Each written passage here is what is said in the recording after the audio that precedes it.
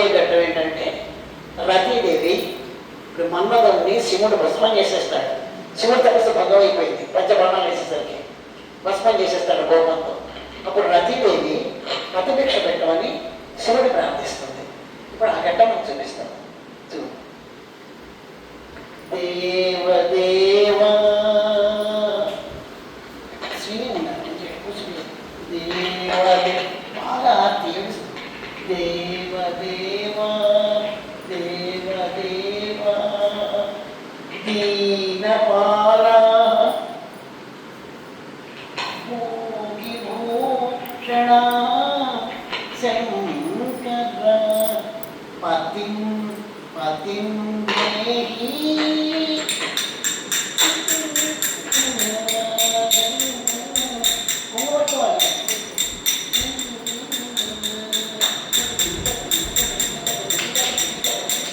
అక్కడ మ్యూజిక్ పెట్టారన్నమాట. మ్యూజిక్ నడుస్తుంది, తర్వాత కాల కాల ఇప్పుడు ఆ భస్మాన్ని తీసుకుంటుంది అన్నమాట. ఎలా అయిపోయాడు నా భర్త. కాల కాల కాల కాల జ్ఞానశీల దీనపాల మహేశ్వర పతిం పతిం దేహి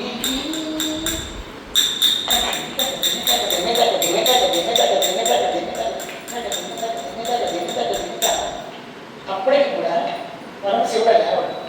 అప్పుడు ఏం చేస్తుంది, అమ్మవారిని ప్రార్థిస్తే కనీసం ఆవిడన్నా ఆయన లేపుతుంది, తన భర్తను బతికిస్తుంది అనేటువంటి ఉద్దేశంతో అమ్మవారిని ప్రార్థిస్తుంది.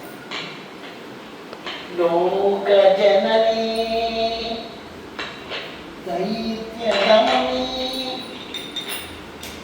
ఆర్తిహారిణి భవాని పతిందే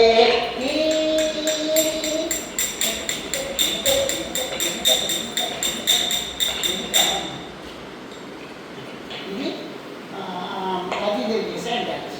ఆ తర్వాత రతీదేవి కూడా మళ్ళీ శివుని ప్రార్థించడం, శివుడు లేవడం, పరమశివుడు లేచి మానవుడిని బతిరించి భారతని పరిణయం చేసుకోవడం, వాడి కుమారస్వామి పుట్టడం, తారకాసుని సంబంధించడం అనేటువంటిది కథ జరిగిపోతూ ఉంటుంది.